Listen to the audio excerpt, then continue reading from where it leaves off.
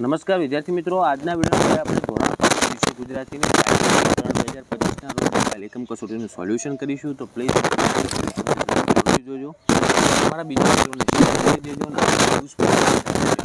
Subscribe કરજો. મિત્રો, ફકરામાંથી જવાબ 3 થી 4 પ્રશ્ન આપેલા છે. તમને કયા પ્રશ્ન છે કે ફકરો ટીક કરાયેલ છે યાદ સોલ્યુશન કરજો. આ ફકરો એકદમ ઇઝી છે. ધારો કે આપણે પહેલો ફકરો જોઈએ કે પહેલો શું છે કે અભિષેક દત્ત ગાઈડ એટલે કોણ? તો અભિષેક દત્ત ઓફિસર હતા. કોણ હતા? ઓફિસર. જો અંદર આપેલું છે તમારે સેફ્ટી ઓફિસર.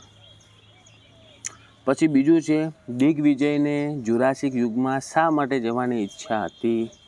તો એને TS1નો એ તો ત્રીજો પ્રશ્ન છે. ઓકે, આમાં ઓપ્શન આપેલા નથી. તો દિગ્વિજય તેમાં બેસી જુરાસિક યુગમાં જઈને ડાયનોસોર જોવા ઈચ્છતો હતો. શેમાં બેસીને? TS1 મશીનમાં. અને TS1 મશીન હવે જો લખેલ છે TS1નું પૂરું નામ લખો. TM બસ એટલે ટાઈમ મશીન થાય. ઓકે, ટાઈમ શટલ થાય. જુઓ લખેલ છે ટાઈમ શટલ 1 વિમાન.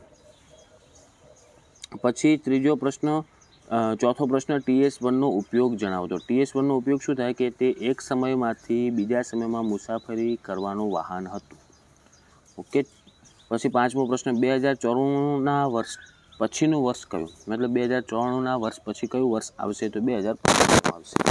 આ રીતના તમારે ફકરામાંથી જવાબ લખવાના હતા, જે એકદમ ઇઝી છે મિત્રો. તમે અંદર ફકરો વાંચો ને તો તમને જવાબ આવડી ગયો હશે. હવે આગળ આપણે જોઈશું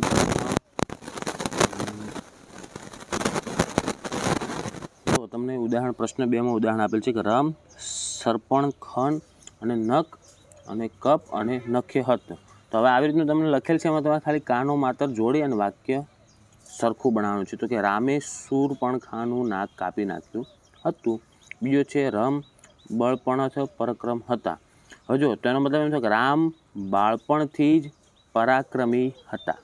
ઓકે, ત્રીજો છે તડક, નમન, રાક્ષસ હત. તો તડકની તાડકા નામની રાક્ષસી હતી.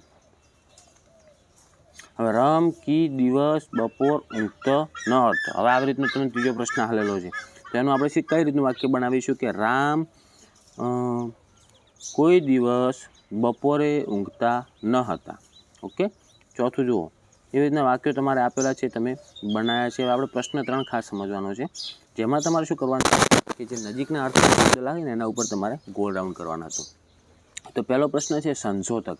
તો સંશોધક કોને કહેવાય મિત્રો? કે જે નવું શોધે ને એને કહેવાય સંશોધક. તેમાંય આવશે. બીજો જો એમાં સંદેશો મોકલનાર છે, નવી માહિતી જાણનાર છે, પણ એમાં જવાબ આવશે નહીં. બીજો પ્રશ્ન છે ભાગોળ. તો ભાગોળ કેનો કહેવાય? કે ગામની સીમ કહેવાય. ઓકે, તો ત્રીજો પ્રશ્ન મુસાફર. તો પ્રવાસમાં જનારને મુસાફર કહેવાય નહીં. પછી જાત્રા, એને પણ મુસાફર કહેવાય નહીં, પણ યાત્રી રહ્યો ને એને કહેવાય મુસાફર. તો યાત્રી ઉપર આપણે ગોલ ડાઉન કરવાનું. ચોથો પ્રશ્ન છે હરિયાળી. તો એમાં લીલાછમ નહીં આવે, લીલોતરી અને લીલી સાડી. તો લીલોતરી આવશે. ઓકે, તો લીલોતરી ઉપર આપણે ગોલ રાઉન્ડ કરવાનું. પાંચમો પ્રશ્ન છે પગદંડી. તો પગથી ચાલીને જઈ શકાય તે રસ્તો કે પગથી કે લાકડી? તો કે પગથી આવશે. છઠ્ઠું છે બેકાર. બેકાર એટલે નકામું, કામ ન કરે તે કે બેસી રહે તે? તો લખવાનું આપણે કે કામ ન કરે તે. હવે સાતમો છે દેશ. તો દેશમાં વિદેશ આવશે, પરદેશ આવશે કે સ્વદેશ આવશે? તો એમાં સ્વદેશ આવશે. પછી આઠમો અધિકાર. અધિકાર મતલબ હુકમ કરનાર, સત્તા કે હક કરનાર? તો અધિકાર મતલબ હુકમ કરનાર કહેવાય. નવમો છે કર્કશ. તો કઠોર, કાગડા જેવો કે કર્કરાશી? તો કર્કશ મતલબ કાગડા જેવો. ઓકે, દસમો છે સ્વરૂપવાન. એટલે દેખાવડું, અતિ સુંદર કે એક માણસનું નામ? તો અતિ સુંદર આવે એમાં. 11મું છે પરાક્રમી. એટલે બહાદુરી, બળવાન કે બહાદુર? તો લખવાનું બહાદુર. 12મું સહજ. તો કુદરતી, થોડુંક કે જહાજ? તો એમાં આવશે થોડુંક. 13મો પ્રશ્ન છે અસુર. તો માયાવીર, રાક્ષસ કે દાનવીર? તો રાક્ષસ આવશે.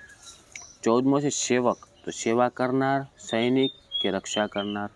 તો સેવકનો મતલબ થાય રક્ષા કરનાર. 15મો છે વ્રતધારી. તો વ્રત આપનારું, વ્રત લેનારું કે વ્રત પાળનારું? તો વ્રત પાળનારું આવશે. મિત્રો આ ખાસ અમારા માટે અગત્યના હતા. ઓકે, હવે પછી જુઓ તમને આગળ અર્થપૂર્ણ ફકરો બનાવવાનો છે, તમને વિભાગ આપેલો છે, એ શબ્દ ઉપર તમારે કે પાદર આપેલ છે, મંદિર પૂજા, તમે એક ફકરો લખવાનો હતો. બસ તો મિત્રો આજના વિડીયો માટે આપણે આટલું જ રાખીશું. આશા રાખું છું મિત્રો વિડીયો તમને ઉપયોગી બન્યો છે. તો પ્લીઝ મિત્રો વિડીયોને લાઇક કરી દેજો. આવા યુઝફુલ વિડીયો માટે આપણી ચેનલને સબસ્ક્રાઈબ કરી દેજો. તમારે કેટલા માર્ક્સ આવશે એ કોમેન્ટ કરજો અને બીજા તમારા જેટલા પણ મિત્રો છે એમને શેર કરી દેજો. હવે મળીશું આપણે નેક્સ્ટ વિડીયોમાં. Thank you so much for watching my videos. Thank you so much.